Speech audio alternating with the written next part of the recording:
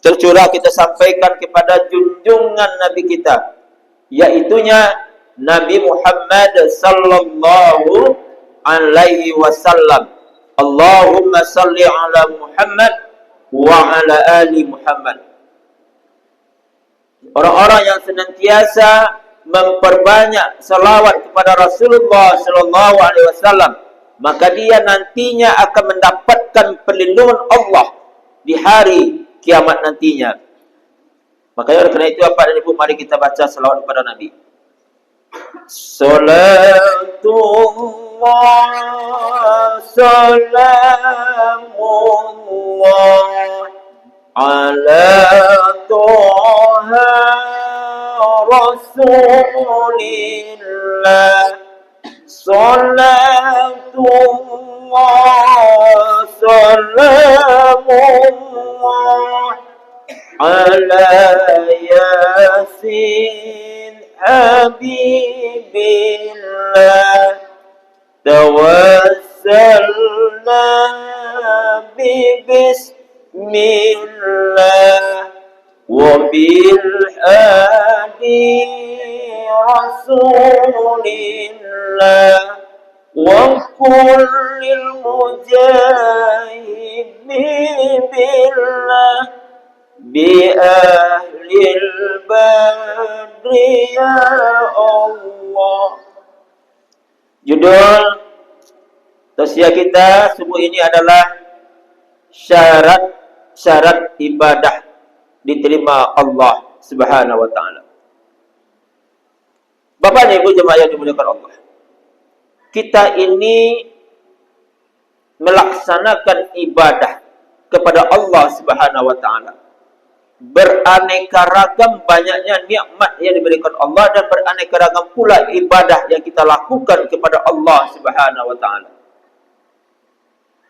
Tentunya kita ibadah yang kita lakukan, berharap kita kepada Allah Subhanahu wa taala semua amal ibadah kita diterima oleh Allah Subhanahu wa taala. Kaya betul tak, Bu? Setiap amal ibadah yang kita lakukan, tentu kita berharap kepada Allah Subhanahu wa taala. Makanya oleh karena itu ada syarat-syarat ibadah kita diterima oleh Allah. Ada yang tertolak, ada yang tak sampai kepada Allah, dan ada yang diterima oleh Allah. Yang diterima oleh Allah itu ada 4 syaratnya. Yang pertama adalah syarat ibadah itu diterima oleh Allah menurut kitab Ihya Ulumuddin. Pendapat dari Imam Al-Ghazali mengatakan ada setidak-tidaknya ada 4 syarat. Sekurang-kurangnya di luar rukun dan syarat. Yang pertama adalah, kata beliau, orang yang melakukan ibadah kepada Allah, ibadah apapun, dia hanya melaksanakan ibadah itu mengharapkan ridha Allah. Makanya dia melaksanakan ibadah itu dengan penuh niat yang ikhlas kepada Allah. Sebesar apapun dan sekecil apapun ibadah yang dia lakukan, dia hanya berharap kepada Allah Subhanahu wa taala. Di samping ibadah-ibadah wajib, termasuk ibadah-ibadah sunnah yang lainnya. Membuang duri atau membuang batu dari jalan ke pinggirnya, itulah termasuk ibadah itu. Tapi adalah diniatkan ikhlas karena Allah. Karena mungkin batu itu, duri itu bisa mencelakai orang lain. Itu termasuk ibadah. Yang penting niatnya ikhlas. Apalagi itu ibadahnya ibadah yang besar. Ibadah salat, ibadah puasa, ibadah zakat. Tentunya kalaulah seandainya diniatkan ikhlas karena Allah, baru dia mempunyai nilai. Ini ada salah seorang yang senantiasa ikhlas melakukan ibadah. Nampak tandanya. Sahabat Nabi yang bernama Sya'ban. Yang sahabat Bapak Ibu, inya selalu lebih awal datang ke masjid. 30 menit waktu sholat akan masuk, sudah hadir dia. Di mana posisi yang diambilnya? Selalu dia istiqamah mengambil posisi pojok sebelah kanan. Makanya satu ketika datanglah Rasulullah bersamaan dengan Abu Bakar. Apa disampaikan oleh Nabi kepada Abu Bakar? Wahai Abu Bakar, orang yang dalam masjid itu kamu nampak ya Rasulullah. Dan orang itu adalah dia calon penghuni surga. Apa yang katakan Abu Bakar? Saya saja yang selalu mengiringi Rasulullah. Kemana Rasulullah pergi, tidak pernah dikatakan saya ini sebagai calon penghuni surga. Lalu ditanya Abu Bakar, kenapa ya Rasulullah? Padahal kita ini selalu melaksanakan ibadah kepada Allah. Sampaikan oleh Rasulullah, wahai Abu Bakar, dia itu adalah orang yang senantiasa ikhlas melakukan ibadah. Nabi itu tahu tuh Pak Ibu. Setiap ucapan, setiap sikap Rasulullah itu dilindungi oleh Allah Subhanahu wa taala. Makanya sampaikan oleh Abu Bakar, saya saja tak pernah. Sementara Sa'ban selalu dia dikatakan oleh Rasulullah calon penghuni surga. Lalu ditanya lagi oleh sahabat, oleh Abu Bakar, kenapa ya Rasulullah? Dia selalu istiqomah datang ke masjid untuk sholat berjemaah lebih awal. Jadi ketika lamu tiba di masjid, Pak Ibu lebih tenang. Tidak ada terkaja-kaja, tidak ada merasa keterpaksaan. Apa yang dilakukan sahabat ketika awal datang ke masjid? Dia lakukan sunnah tahiyatul masjid. Kemudian dia berzikir, berdoa kepada Allah sampai nanti masuk waktu azan. Dan itu dilakukannya secara terus-menerus, tidak terputus. Tidak hanya sekali seminggu, tidak hanya di bulan Ramadan saja, tapi ia lakukan itu adalah setiap hari secara istiqamah. Lalu kemudian pada suatu ketika Sa'ban tidak datang ke masjid, tidak hadir ya. Lalu kemudian ditanya Rasulullah, kemana Sa'ban? Sa'ban, Isya tadi masih ada ya Rasulullah, tapi subuhnya tidak ada. Barangkali mungkin sakit ya Rasulullah. Biar Bilal bin Rabah ingin memandangkan suara iqamah setelah selesai azan. Apa kata Rasulullah? Wahai Bilal, tunggu. Kenapa ya Rasulullah? Karena kita menunggu sejenak kedatangan si Sa'ban. Barangkali dia terlambat. Baru sekali itu dia terlambat datang, kata Rasulullah. Kalau dia hadir ke sini. Setelah ditunggu, ternyata Sa'ban juga datang. Maka diperintah kepada Bilal, Bilal, silakan untuk dikumandangkan iqamah. Sanakanlah salat. Kemudian Rasulullah selalu menjadi imam. Setelah selesai salat subuh, apa kata Rasulullah? Dilihat belakang. Setelah salam, Assalamualaikum warahmatullahi. Assalamualaikum warahmatullahi. Diputarkanlah badannya oleh Rasulullah. Gunanya adalah untuk melihat kehadiran jemaah. Ternyata si Sa'ban juga tidak datang. Dikira Nabi kok menjadi masbuk, tapi kita kiranya Sa'ban tidak hadir. Lalu setelah selesai sholat, setelah selesai zikir, doa, kemudian ditanya Rasulullah, bagaimana mungkin keadaannya? Mungkin sakit ya Rasulullah, kata sahabat yang lain, kata jemaah yang lain. Kalau memang dia sakit, kita lihat sajalah dulu ke rumahnya. Makanya kalau siang hari, kita berangkat lagi, kata Rasulullah. Siang hari, kemudian berangkatlah ke rumah Sa'ban. Sampailah di rumah Sa'ban, terdengarlah suara isak tangis seorang wanita yang ternyata itu adalah istri Sa'ban. Assalamualaikum, kata Rasulullah. Waalaikumsalam ya Rasulullah. Kenapa ibu menangis? Ya Rasulullah, suamiku menjelang subuh tadi dia meninggal dunia. Inna lillahi wa inna ilaihi raji'un. Dikatakan oleh Bakar, tadi Isa masih ada, tapi subuh tidak ada lagi. Sampaikan oleh Nabi, begitulah kekuasaan Allah. Tidak ada tanda-tanda sakit, tidak ada tanda-tanda kematian. Tapi sehat, bugar, Ya, tidak ada tanda-tanda kematian. Tapi Allah berkehendak lain. Waktu sakit, muda, tua akan tetap dipanggil oleh Allah Subhanahu wa taala.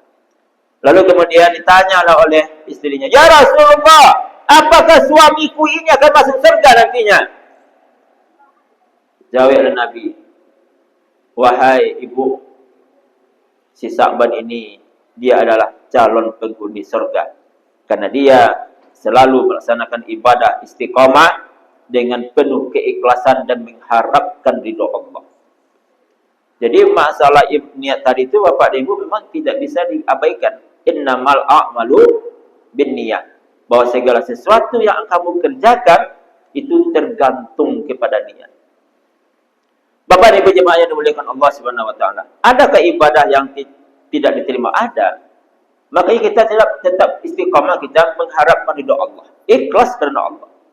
Sebab pada Ibu, nan awak ko biswa nan ka menolong awak adu tiga tampe. Ibadah itu yang menolong.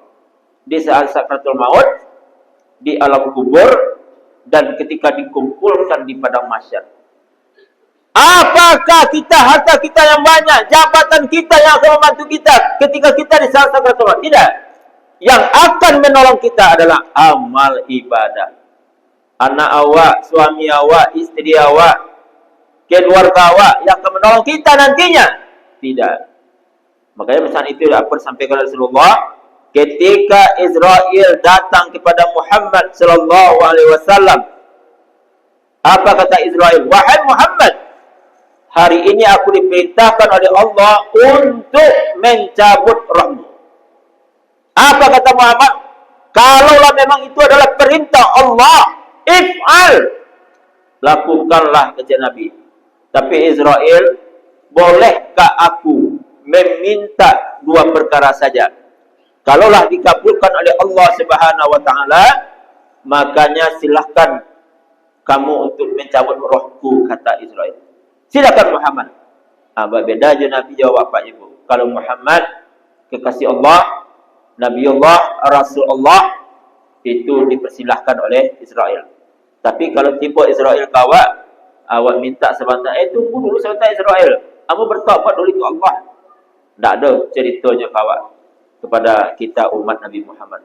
Hanya kepada Nabi Muhammad sallallahu alaihi wasallam. Apa yang diminta oleh Nabi Muhammad? Apakah Nabi Muhammad ingin untuk diminta untuk dirinya, untuk keluarganya? Tidak. Yang diminta oleh Nabi Muhammad adalah untuk umatnya. Mumpung ada Jibril, kata Muhammad, saya ingin sampaikan. Karena Jibril itu selalu mengirim Nabi, Pak. Nah, Jibril itu selalu menyampaikan wahyu kepada Muhammad. Apa yang disampaikan oleh Muhammad? "Wahai Jibril, aku memohon kepada Allah. Nanti kalau seandainya sudah dikabulkan oleh Allah dua permintaanku ini, barulah nanti saya persilahkan kepada Israel untuk mencabut rohku." Silakan Muhammad, kata Jibril. Maka disampaikan oleh Muhammad. Yang pertama yang aku sampaikan adalah, "Wahai Jibril, mohon doakan dan sampaikan kepada Allah, matikan nanti umatku, ringankan kematiannya, dan lebihkan sakit mati itu kepada diriku." Baitu bana sayang Nabi kawak Pak Ibu. Lebihkan sakit mati itu kepada diriku, ringankan kematian kepada umatku. Karena mati itu memang luar biasa dahsyatnya sakit. Itu yang pertama.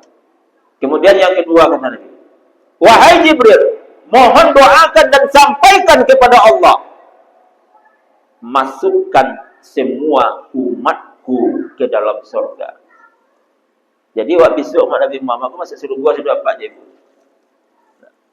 Kemudian disampaikan oleh Jibril, aku akan sampaikan kepada Allah, "Wahai Israel, tunggu dulu sebentar sebelum aku menerima jawaban dari Allah Subhanahu wa taala." Karena Jibril itu adalah penyampai wahyu. Bisa diterima langsung jawaban dari Allah. Lalu kemudian sampaikan oleh Jibril kepada Muhammad, "Muhammad, doamu dikabulkan oleh Allah." Barulah senang hati Nabi Muhammad. Kemudian disampaikan oleh Jibril, yang pertama, matikan atau ringankan kematian umatmu. Allah mengabulkan doamu. Makanya kata Jibril, Yang dimatikan itu ada dua. Ada yang diringankan, ada yang dikeraskan. Kenapa itu? Kenapa begitu kata Muhammad? Karena orang-orang yang senantiasa dia patuh dan tunduk kepada Allah, senantiasa dia beribadah ikhlas karena Allah, makanya dia matinya diringankan oleh Allah. Turunlah surah An-Nazi'at. Bismillahirrahmanirrahim. Wan-nazi'ati gharqa wan-nashitati nashta. Demi malaikat yang turun dari langit mencabut roh manusia dengan keras. Demi malaikat yang turun dari langit mencabut roh manusia itu dengan kelembutan. Jadi adonan kare, ado yang dilembutkan, yang dilunakkan oleh Allah melalui perantara Israel mencabut roh. Adonan ringan apa ibu? Adonan kare. Tanya Nabi apa itu yang keras dan dilunakkan. Sampaikan oleh Jibril, nan kare itu adalah orang-orang yang tak mau dia ibadah kepada Allah. Orang-orang yang engkar kepada Allah sampai akhir hayatnya. Tapi bagi orang yang senantiasa dia taat kepada Allah, akan dimudahkan, akan diringankan dicabut rohnya. Lembut mana kata Nabi. Dicabutlah mulai dari ujung kaki sampai ke lembut. Tapi bagi orang yang tidak melaksanakan ibadah kepada Allah, kan nanti orang-orang yang engkar, matinya su'ul khatimah, rohnya itu dicabut dengan kasar oleh malaikat Israel. Kenapa demikian Bapak dan Ibu? Karena kita ketika datang Israel sampai Raja Awak nanti, sebab awak datang tu awak bila ajak ke timur dah. Sampai ajal, apa yang disampaikan oleh Rasulullah, di saat nanti Israel datang kepada kamu, makanya semua amal ibadahmu akan datang kepadamu. Ibadah solatmu, ibadah puasamu, ibadah zikirmu, ibadah baca Quranmu, dan ibadah-ibadah yang lain akan langsung dia menghampirimu. Dan Israel, Assalamualaikum fulan. Waalaikumsalam. Di saat itu dia akan tersenyum. Semua amal ibadahnya datang kepada dia. Hari ini aku diperintahkan Allah untuk mencabut roh. Silakan Israel. Saya sabutlah roh itu dengan pelan. Itu yang akan menolong awak di dunia Pak Ibu. Ibadah awak itulah yang akan menolong awak. Ndak ada suami awak, ndak ada istri awak, ndak ada anak awak. Yang akan menolong awak itu adalah amal ibadah. Itu makanya jangan sampai disia-siakan ibadah. Dia gede Allah bulan Ramadan ku adalah untuk sebagai sarana penghapus dosa-dosa kita. Awak pun punya dosa seluruhnya. Apapun. Cuma Nabi yang taknya. Maksum terbebas dari dosa. Dia kira Allah Ramadan hanya kepada umat Nabi Muhammad. Gunanya adalah untuk membersihkan semua kesalahan dan dosa kita. Itu sesuai doa tadi itu. Apa doa Nabi tadi? Masukkan seluruh umatku ke dalam surga.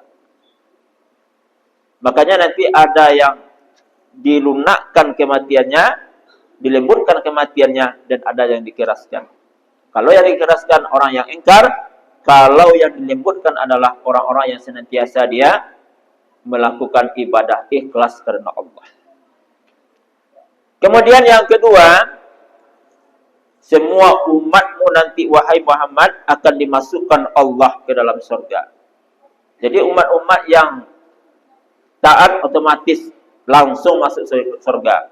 Tapi kepada umat yang engkar, solatnya tinggal, puasanya bakatnya sajanya. Orang puasanya berbuka di siang hari.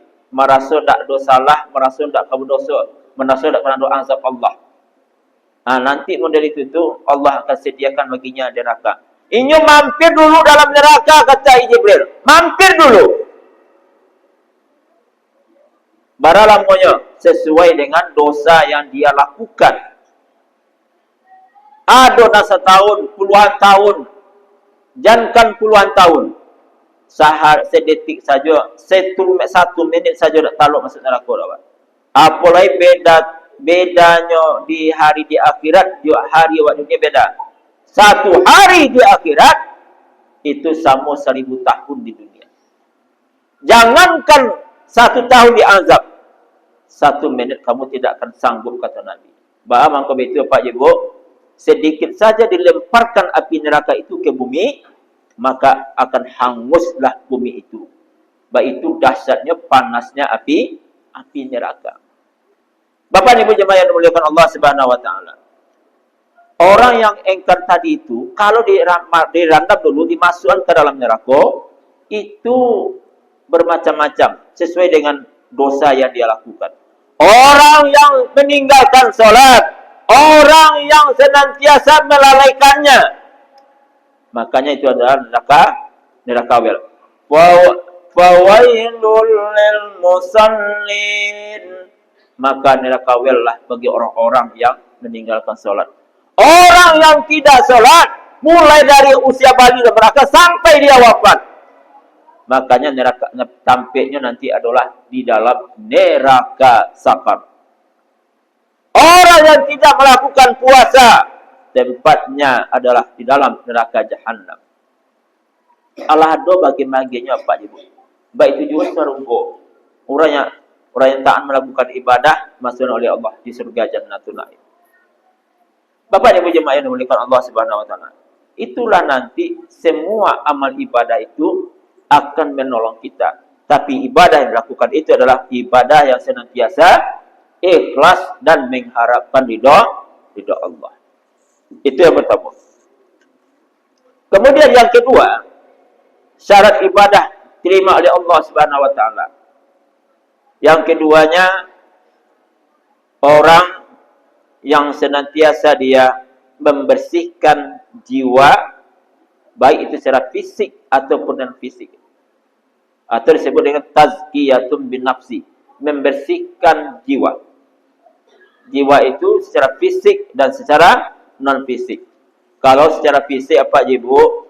Otomatis dengan cara yaitu bersih tempat sholat kita, bersih kain sarung kita, bersih mukena kita, baju yang kita pakai juga bersih, jauh dari hadas dan najis. Kalau hadas itu ada dua, hadas besar dan hadas kecil. Kalau dalam keadaan berhadas besar, awak melaksanakan juga ibadah awak. Berwudu awak, langsung saja berwudu tanpa mandi wajib, otomatis ibadah awak itu akan sia-sia, tidak akan diterima Allah. Tapi kalau seandainya berhadas besar, mandi wajib dulu, kemudian baru kita melaksanakan sholat, baru akan diterima Allah. Kemudian dalam keadaan berhadas kecil, apa hadas kecil itu Pak Ibu? Keluar angin dari dubur kita. Nah, itu berwudu dulu. Lalu kemudian ada yang terkena najis, yang sangat sering mungkin barangkali. Ikut hati-hati awak Pak. Ketika pipis kita membuang hajat, mulai anak kita apa-apa anak laki-laki, anak apa yang 3 SMP SD, itu kadang-kadang kalau seandainya pipisnya berdiri, percikan air pipis itu Pak Ibu, buang hajat kita tadi itu akan mengenai sedikit bagian celana atau bagian kain sarung. Hati-hati, kalau sempat kena sedikit oleh najis, dibawa sholat, dan sholat kita akan tidak diterima oleh Allah Subhanahu wa taala. Abian saya Ustaz, awak kini ko bawa serahkan saja ke Allah. Tidaklah boleh orang itu Pak Ibu. Ada yang mana itu kini masalah terima dan terima itu terserah Allah sajalah. Tapi awak tentu berupaya untuk bisa menghindari yang namanya najis. Jadi kalau anak-anak tu anak SD, anak SMP, Pak Ibu punya tagak tu, nya bayi pipis kalau najis, sehingga bisa terkena celananya. Di bawah itu solat. Kalau anak SD, SMP, okeylah. Tapi kalau awak dewasa tentu tidak mungkin. Kalau dalam sempat mengenai kain sarung awak, pakaian solat yang awak bawa kena, itu akan merusak dan ibadah kita tidak akan diterima oleh Allah Subhanahu wa taala. Lalu kemudian juga dengan cara non fisiknya bagaimana pula? Kalau secara non fisiknya Pak Ibu adalah dengan cara awak saling banyak awak fa'fu wasfahu, jangan sampai masang puluh awak pukul awak menjadi orang lain. Banyak tersenyum, banyak awak saling fa'fu wasfahu, memaafkan. Serta tadi itu Bapak Ibu, pertama ya Assalamualaikum, wassalam awak. Kan termasuk senyum itu. Iko mencari orang saya tak nama. Muka masa tu jadi buat berang ke berang siapa tu tadi kan. Kadang-kadang bertanya, aku berang siapa tu, aku berang siapa tu. Jadi awak itu saling pak puas pak. Dan seandainya kita pernah tersakiti orang lain, dizalimi orang lain, minta maaf orang kawan, sikap awak selaku orang yang beriman kepada Allah, memberikan maaf kepada dia, itu untuk membersihkan jiwa kita tu apa itu. Minta maaf apa? Kalau ada masalah ke ibu selama kau meminta maaf, iyo apa pernah dizalimi juga bagi maaf. Orang yang memberikan maaf apa ibu dengan mudah, dengan ikhlas kerana Allah, itu makanya akan Allah sediakan nanti bagi dia surganya seluas langit dan bumi. Ayat yang kita bacakan tadi. وَسَارِعُوا إِلَى مَغْفِرَةٍ مِّن رَّبِّكُمْ وَجَنَّةٍ عَرْضُهَا السَّمَاوَاتُ وَالْأَرْضُ أُعِدَّتْ لِلْمُتَّقِينَ. Allah akan menyediakan surga seluas langit dan bumi. Bagi siapa? Itu alladzina yunfikuna fis sarra'i wad dharra'i wal kazimina al ghaiza wal 'afina 'anil nas. Orang-orang yang senantiasa, salah satunya adalah orang-orang senantiasa memberi maaf kepada saudaranya. Nabi Muhammad saja itu apa ibu? Apakah tak pernah disakiti orang? Pernah. Apakah tak pernah dizalimi orang? Pernah. Apakah tak pernah Nabi itu dicaci orang? Pernah. Dan bahkan Nabi Muhammad yang lebih dahsyatnya adalah diludahi. Dan bahkan ada yang nyaris dibunuh. Tapi Nabi Muhammad tetap dia ikhlas, tersenyum. Dan bahkan orang-orang kafir saja Pak Ibu tersentuh hatinya. Lah jalan je ludahi tarui, sakit orang kafir itu. Inyo Nabi Muhammad puluh yang datang dulu mencarinya. Coba alangkah lebih mulianya. Makanya Rasul mengajarkan kepada kita untuk senantiasa kita memberikan maaf kepada orang lain dengan ikhlas kerana Allah Subhanahu wa taala. Sebab pahala itu lebih besar. Kemudian yang ketiga adalah orang-orang yang senantiasa dia membersihkan hatinya, atau disebut dengan tazkiyatun bil qalbi. Dari mana Bapak Ibu? Hati yang dari penyakit hati. Ada namanya iri hati, dengki, sombong. Ada penyakit ghibah. Itu penyakit hati itu. Kalau orang yang iri, ketika orang lain diberikan nikmat oleh Allah, hatinya yang sakit. Ketika orang lain diberikan musibah oleh Allah, hatinya senang. Tapi orang lain dapat nikmat diberikan Allah. Diberikan rezeki, diberikan anaknya, diberikan kemudahan oleh Allah. Anak ibu lulusnya di perguruan tinggi. Lulus anak ibu itu, bagus lulusnya itu. Panjang tanyanya. Tapi ketika orang lain mendapatkan musibah, terjatuh anak orang lain di jalan. Bapak nak mati langsung. Itu artinya hati yang sakit. Apakah bisa diobati? Bisa Bapak Ibu. Dengan apa cara kita mengobati hati yang sakit itu? Banyak-banyak awak membaca istighfar. Banyak awak berzikir kepada Allah, baca Quran. Dengan istighfar saja Pak itu bisa melunakkan hati kita. Astaghfirullah Rabbal baraya. Astaghfirullah minal khataya.